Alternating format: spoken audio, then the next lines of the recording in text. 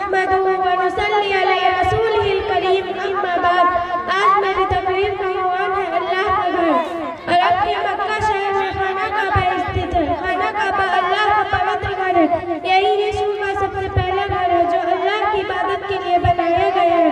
حضرت ابراہیم علیہ السلام نے اس کا نرمان کیا، اس سمے یہ گھر بہت بڑا نہ تھا، دیواریں اونچی نہ تھی، ایک دیوار میں کالا پتھر تھا جسے عبادت کے لیے چوما جاتا تھا۔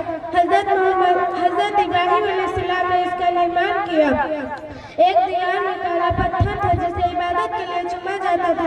یہ گھر دلادار استھان پر بنا ہوا تھا، جب بھی ورشا ہوتی پانی اس میں بھر جاتا تھا۔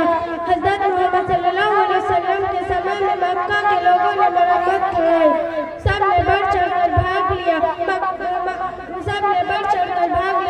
مکہ کا ہر دل چاہتا تھا کہ یہ شکاری قبیلہ کرے، پتھر ایک پر قبیلے ہنے، تلواریں نکل آئی، خون خرابے کی استھتی آ گئی۔ تبھی ایک بوڑھے ویکتی نے کہا ہمیں چاہیے کہ یہ نرنے خانہ کعبہ میں پہلے پرویش کرنے والے ویکتی پر چھوڑ دیں، اس کا فیصلہ سبھی کو سویکار ہوگا۔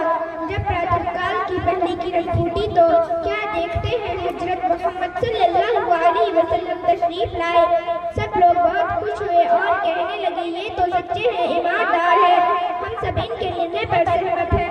حضرت محمد صلی اللہ علیہ وسلم نے ایک چادر منگائی، پتھر کو اس پر رکھا، پنہ پرتیک قبیلے کے سردار سے کہا چادر کا ایک کونا پکڑ لو۔ جب چادر پتھر رکھنے والے استھان پر لائی گئی تو نبی پاک صلی اللہ علیہ وسلم نے پتھر کو اپنے ہاتھ سے اٹھا کر اس کے استھان پر لگا دیا۔ نبی پاک صلی اللہ علیہ وسلم کے اس فیصلے سے ایک بڑا جھگڑا ٹل گیا۔ ہما علیہ السلام ہو گیا۔ دو